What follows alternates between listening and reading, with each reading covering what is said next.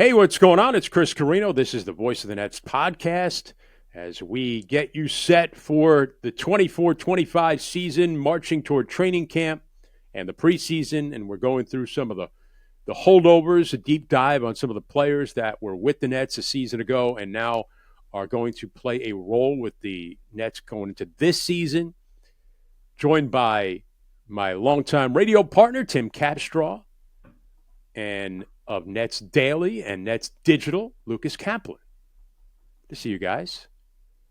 Day'Ron Sharpe is going into a very pivotal year for him, not just with this team, but I think for his future as an NBA player.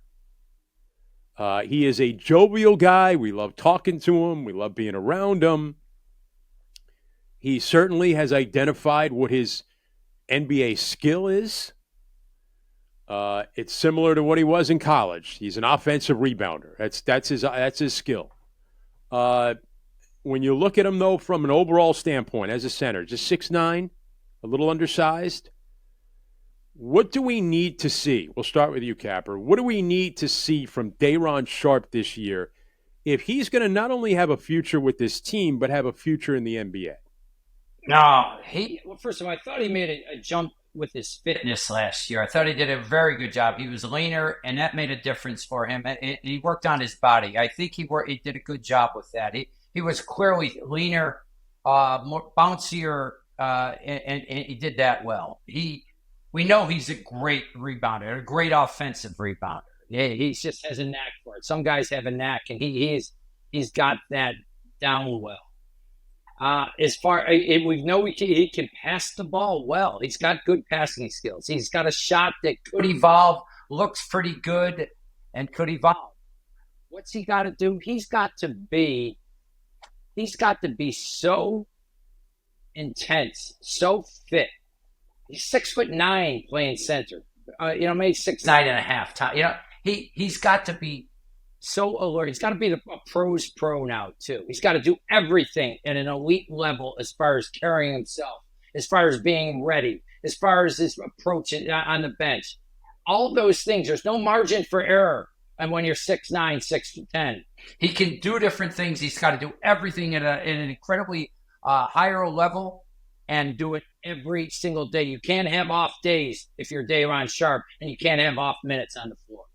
And Lucas, I mean, when you look at Day'Ron, and you want to root for the guy, you want him because he's got this great personality, and he can really provide something that the Nets have needed over the years. It's, I guess, a consistency level.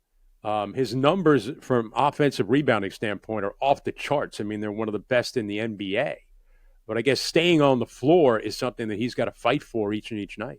Especially because he's playing, firmly behind Nick Claxton and not next to Nick Claxton. So his limits just by roster construction are hard capped in a sense.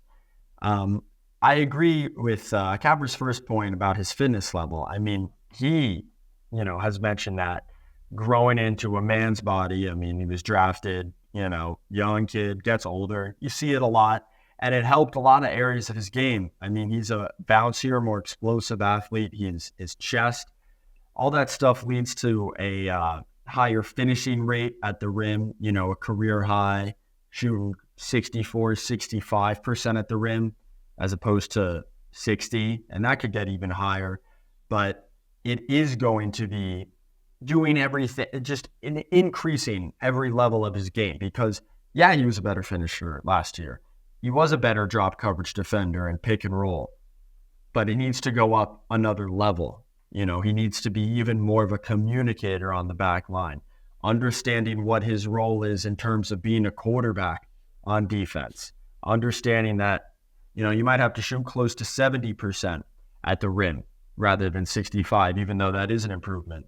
The one thing with Day'Ron, though, is that the NBA is kind of helping him out right now. We're trending back towards more of an emphasis on the offensive glass. You see it in the double big lineups. You just see it in these analytics staff prioritizing, hey, all these extra possessions are really, really valuable. So last year, Day'Ron, if you remember, started on the fringes of the rotation, really proved like, I'm an NBA player. I'm going to be here for a while.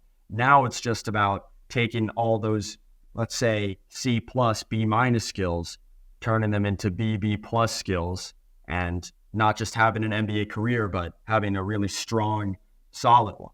And it may not be, like you said, he's kind of hard capped with the minutes that he would play because of Nick Claxton, but he certainly could have a major role. We saw Nick go down a couple of times last year.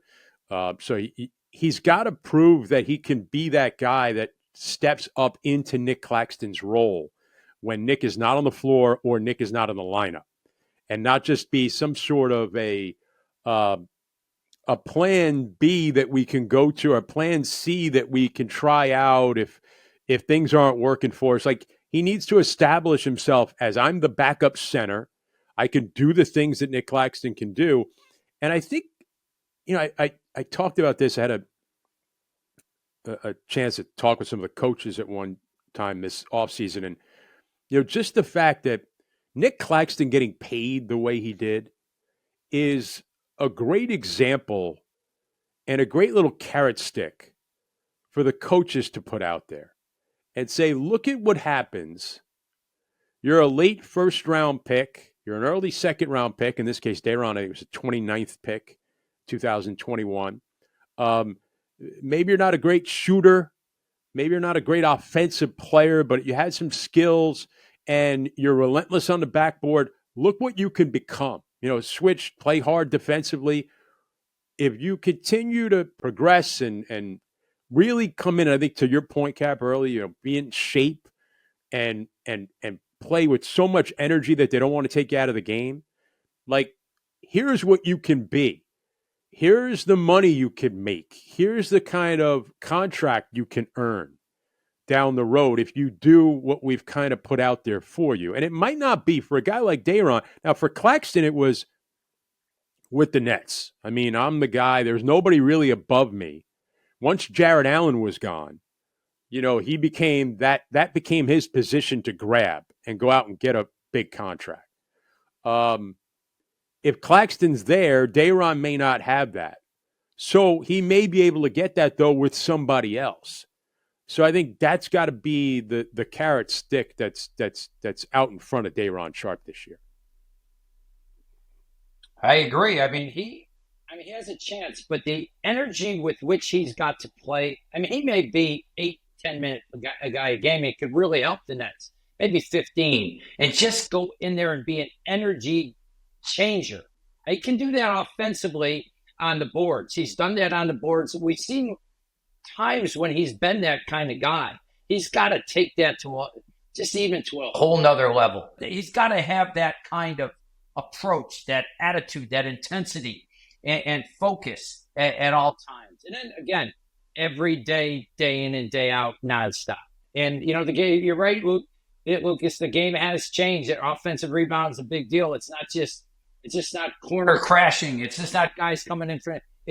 Guys getting extra possessions. He's got value, but if he wants to be more, he's got to just be consistently, and he's not going to get that many great opportunities. So his energy and intensity's got to be off the charts when he gets an opportunity.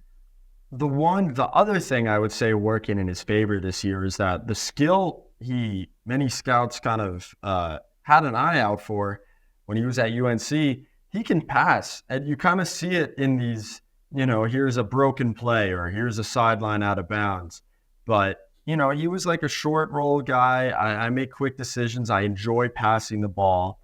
And while he hasn't gotten a ton of opportunities to show that so far in Brooklyn, we talked about Jordi Fernandez coming in, wanting to use more of that hub offense, big decision maker at the elbow type of thing. And so that can play hand in hand with his improved fitness. Hey, I can fake a dribble handoff and get to the rim and get fouled and finish, or I can use the threat of that to hit the corner, to hit the wing, and maybe, be a more advanced passer than Nick Claxton, even if he can do some other things that I can't do. So while Day'Ron, I talked about the hard cap with his minutes, I wouldn't say I would hard cap his impact because there are some trends, the offensive rebounding, the new coach, that can play into his hands. Obviously, contract year, 4th year of the 4-year rookie deal. All of this, it is setting him up for a consequential year. And, that's always fun to keep an eye on. He's an interesting, he's told us, right, Capper? He's come on with us. And I know what you're going to say. He'll be like, I can do a lot. Like, he'd be like, I can do a lot more than people think. Yeah.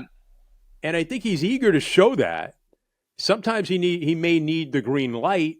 I don't know if coaches want to see him shooting threes, but do you remember there was a stretch where he showed he could make a three? He's shown that he can shoot it, and he would tell you, I can shoot and I can pass. So it's does he have that green light to show that? Because I do think, much like when we talked about I think when we did our Noah Clowney episode and we talked about how, he's not a big guy. Day'Ron is strong and he plays the center position, but he's not 6'10". He's 6'9". If maybe the evolution of him down the road is, and maybe could it be Jordy Fernandez gives him this opportunity, is to maybe step out off the screen and roll and pop and shoot a three and challenge the defense that way and become a stretch guy. Because it may be down the road for a guy that's a 6'9" center, unless you're going to be Ben Wallace, you might want to develop a jump shot and become a stretch guy. I know the league's changing a little bit, but that might be the way that keeps him around. You're right, Chris. He'll tell you that he can do it, and he shoots it. His form is not bad. He doesn't look uncomfortable doing it. It's a question of how we've seen guys improve in the past with their ability to shoot the basketball. It's one of the things that vastly improves in the NBA, and that would be a great carrot for him to work on and improve. And let's see what he's got. That's for sure. Yeah, let's see Day'Ron Sharpe start not taking 2 threes a game. Let's see him as a more consistent, I hope, post-game press conference participant, because he is a rightful claim. He is a strong claim to best interview on the team right now, which is not a title we take lightly. Spoken like a true reporter. I love it. Judge a player by how good his post-game press conferences are. He has made 36.4% of the threes that he's taken. Yes, he said, and I love watching guys shooting around before when they're working out. I like to see their shooting workouts to see if they have a chance. I think he's got a chance. He's got a chance to step that up and be a decent shooter. We'll see.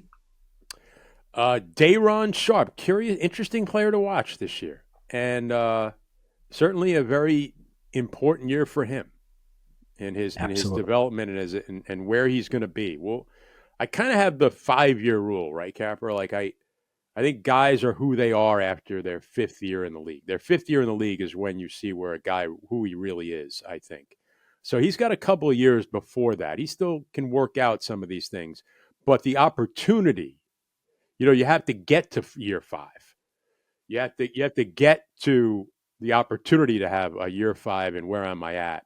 And we'll see if Day'Ron Sharpe can take a step in that direction this year and certainly bring his energy and his fitness level up and get to another level here with the Nets. Lucas Caplan covers the Nets for NetsDaily. You can see his stuff on all the Nets digital outlets as well.